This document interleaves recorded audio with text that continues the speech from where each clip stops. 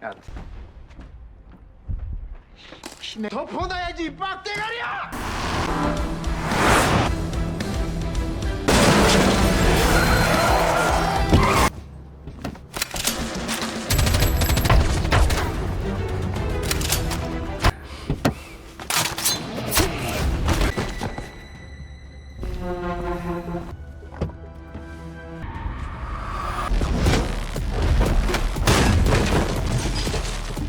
누구세요?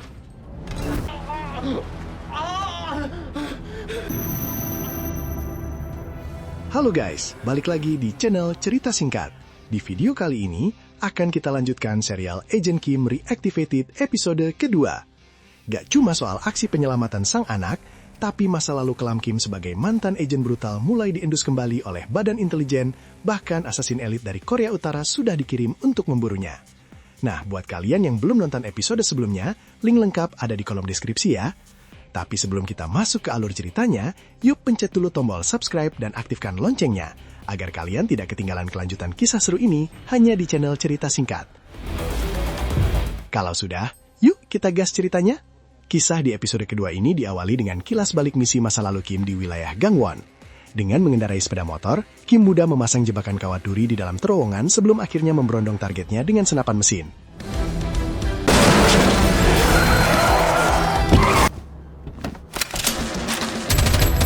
Targetnya adalah Deputi Direktur Korea Utara, Kim Jong-son, sosok berhaluan keras yang bertanggung jawab atas pembunuhan para utusan damai Korea Selatan.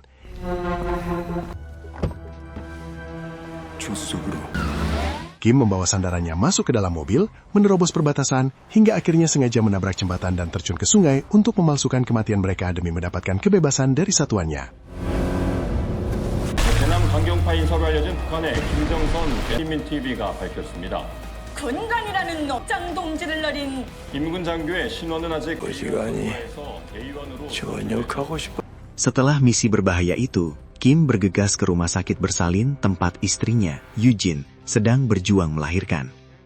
Meski bayi perempuan mereka lahir dengan selamat dan sehat, kondisi Eugene justru kritis.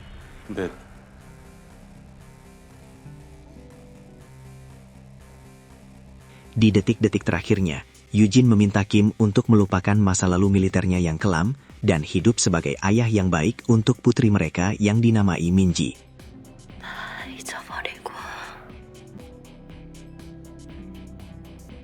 Kepergian sang istri membuat Kim hancur.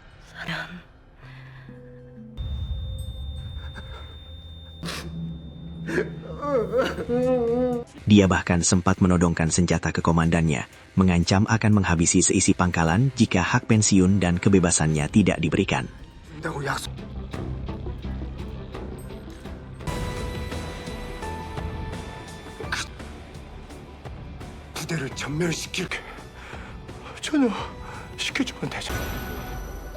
Setelah resmi keluar, Kim mendedikasikan hidupnya untuk membesarkan Minji, dari bayi hingga lulus sekolah dasar, berusaha menjadi ayah biasa yang penuh kasih sayang.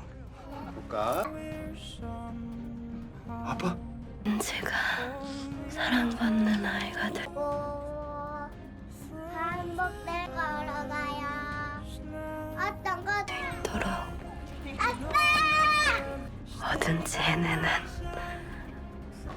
아빠도 같이 찍자. 빨리 와, 아빠. 민지 아빠로.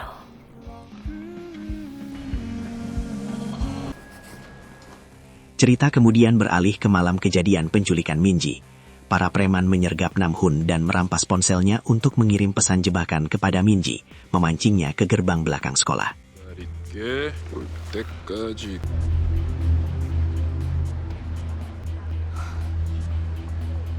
Setibanya di sana, Minji tidak menemukan Namhoon, melainkan dihadang oleh Juheri bersama geng perundungnya dan beberapa preman sewaan.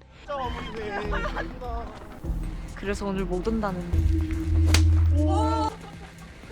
뭘 쳐 꼬라봐 그지 같은 게. 니네 아빠한테 말하면 되잖아. 그걸 꼭 봐야겠다. Meski Minji sempat melawan dan berhasil menjatuhkan Hyeri, dia akhirnya ditahan oleh preman pengawal. 쳐봐.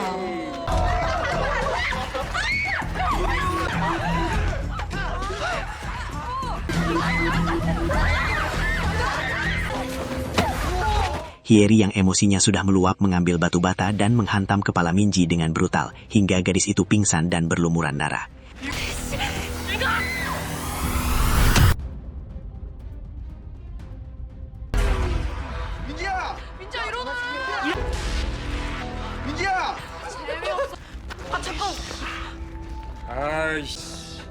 Sementara di rumah, ayahnya terus mencoba menelepon tanpa tahu bahaya mengerikan yang sedang menimpa putrinya. Melihat Minji terkapar tak berdaya dengan kepala berdaya, kepanikan melanda geng perundung tersebut. Sadar situasi sudah kelewat batas, preman sekaligus pacar Hyeri bertindak cepat dengan merampas semua ponsel teman-temannya agar mereka semua bungkam dan tidak bocor. Hyeri kemudian menghubungi Om Minchel, seorang penagih utang dari geng Gigi Emas. Begitu bos preman mendengar bahwa ayah Hyeri adalah ketua Ju dari Juhak Construction, mereka sepakat untuk membantu melenyapkan jasad Minji demi mendapatkan imbalan besar. 민호라고. 아니. 방금 개구를 쳤어요.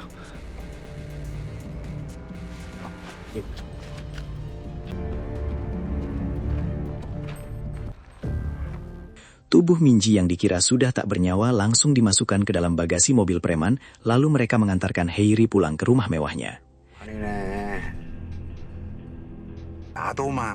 Si bos preman bahkan dengan santai menjelaskan metode sadis membuang mayat ke laut agar tidak mengapung atau diendus binatang. 맞네. 왜 더럽게 굳이 바다에 던져도 안 떠오르고 산에 묻어도 짐승들이 처먹거든. 좋습니다. 형님. 먹었습니다, 형님. 그래? 약속 지켜. 잘가.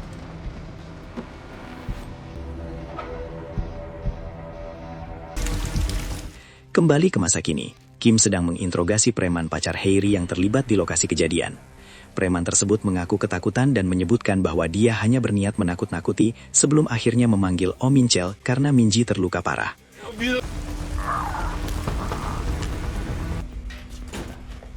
Pak Kim pulang ke rumahnya dalam kondisi basah kuyup akibat hujan deras, bahkan sempat berhalusinasi melihat sosok putrinya yang ceria meminta makanan. 뭐야? 회사 안 갔어? 왜 저래?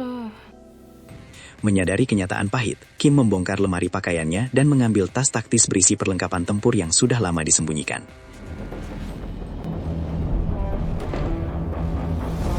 Dia mengabaikan telepon dari rekan kerjanya, Sang A, yang cemas karena dia sudah terlambat masuk kerja, lalu pergi menuju alamat sarang preman yang dia dapatkan dari pacar Hyeri.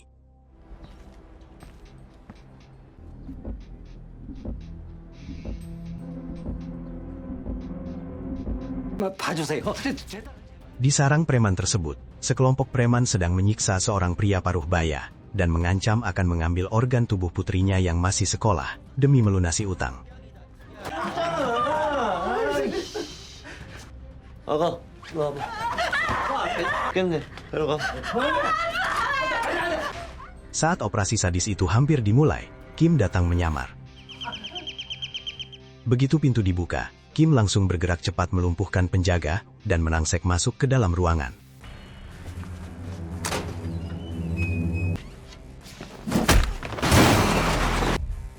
Dengan keahlian bertarung yang luar biasa, Kim menghajar habis-habisan semua preman di sana dan menyelamatkan gadis yang nyaris menjadi korban.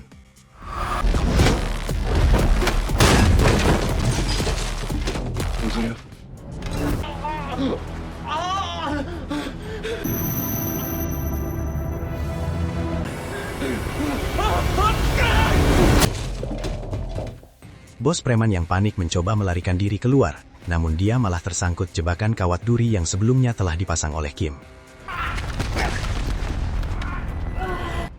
Kim keluar dan melanjutkan serangannya tanpa ampun pada si bos preman.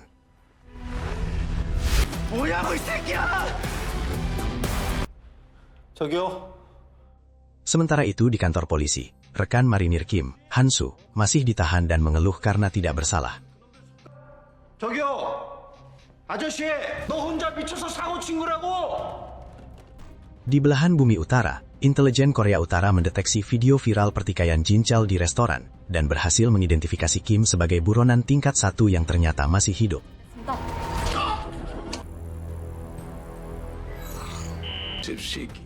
Direktur Jenderal Ri Eung-ryong menginginkan kepalanya segera dibawa kembali.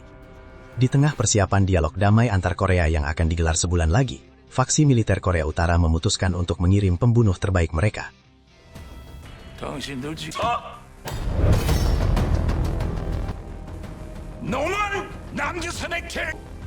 땅의 명령에 따르라.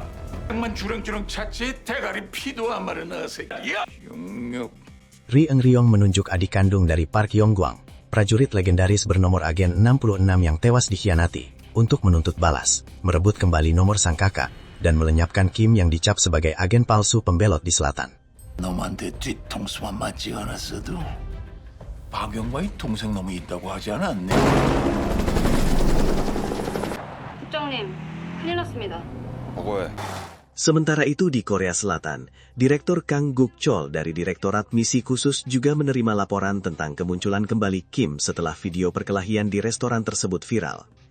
Sadar bahwa Korea Utara akan melayangkan permintaan resmi untuk menangkap Kim saat dialog damai nanti, pihak Selatan memutuskan untuk bergerak lebih dulu demi mengamankan Kim sebelum pihak Utara berhasil menyentuhnya. 놈은 우리가 먼저 확보한다. 네. 알겠습니다. Di saat bersamaan, Kim melanjutkan interogasi brutalnya terhadap Oh Min-chol.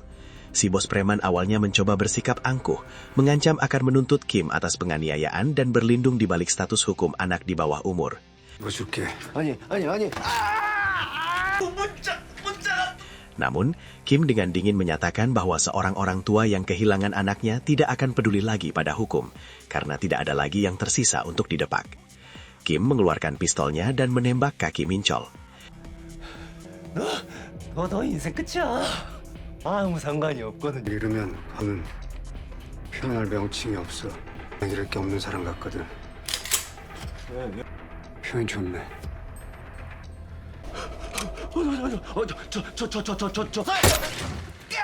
Dalam kondisi ketakutan setengah mati, Min-chol mengaku bahwa mereka menggunakan grup Telegram rahasia yang servernya ada di luar negeri, dan grup tersebut langsung dihapus setelah pesan terakhir masuk yang menyatakan jasad Min-ji telah diurus.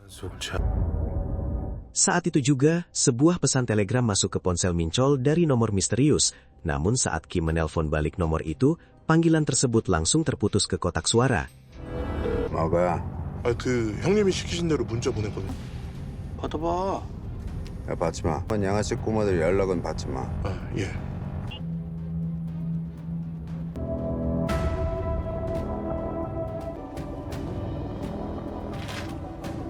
그거 방폭파 신긴 거라. 연락해. 진짜. Sementara itu, di rumahnya, Hyeri tampak sangat tertekan saat membaca berita penemuan mayat-mayat siswi SMA di hutan. 학생 거. 다녀오셨어요. 그냥 좀 피곤해서요. 저 이제 진짜 괜찮아요. Ayahnya, Ketua Ju, masuk ke kamarnya dan menasihatinya agar bersikap kejam, agar orang lain takut padanya, serta berjanji akan selalu melindunginya dari masalah apapun. 당하고만 있지 말고. 너만 보면 다리가 풀릴. Di perjalanan, bos Oh Min-chol menjelaskan kepada anak buahnya mengapa mereka tidak boleh memeras Ketua Ju. Dia mengingatkan bahwa Ju Gang-chan adalah sosok kejam yang merintis karir dari preman jalanan hingga menguasai bisnis konstruksi besar dengan menyewa tentara bayaran. 조건 철거하도록 하겠습니다. 지난번에도 같은. Dia menceritakan kilas balik di mana Ketua Ju tanpa ampun memaksa rival bisnisnya berlutut di atas pecahan kaca hingga terluka parah. 까지 끌었으니까 그냥. 그럼 진짜 사과를 하면. 조직까지. Melawannya sama saja dengan bunuh diri. 죄송합니다, 회장.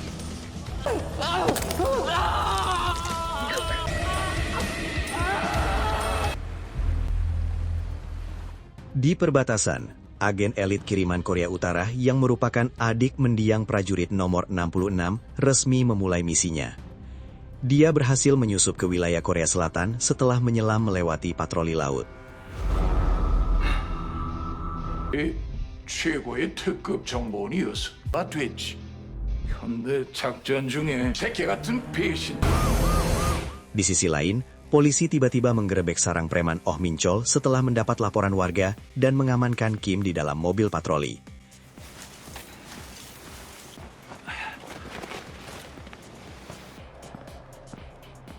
Si asasin kemudian bertemu dengan informannya di Korea Selatan yang memberikan informasi keberadaan Kim yang kini ditahan polisi dan memberikan sepucuk pistol.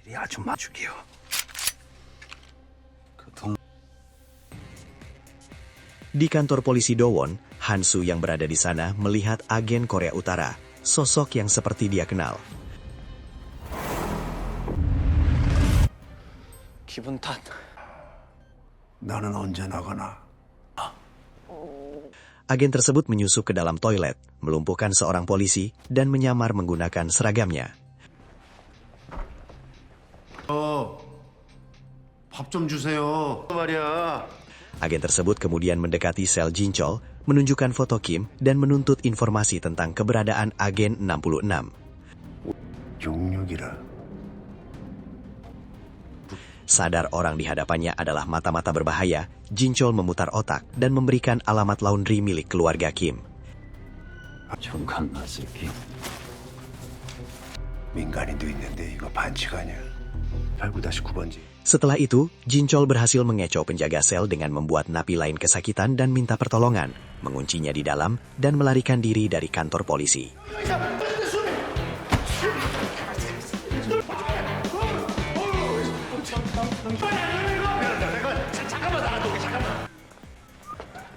Di tempat lain, para preman membuka bagasi mobil mereka untuk memindahkan jasad Minji ke dalam karung. Tanpa mereka sadari, jari tangan Minji bergerak sedikit, menandakan gadis itu sebenarnya masih bertahan hidup. Sementara itu, di ruang interogasi, polisi mencoba mencocokkan sidik jari Kim ke dalam sistem pencarian, namun komputer mendadak menolak akses dan meminta kode persetujuan khusus dari petinggi negara. Di saat yang sama, ponsel milik Kim yang disita di meja barang bukti tiba-tiba berdering. Di layar ponsel yang berdering itu, muncul nama pemanggil Putriku.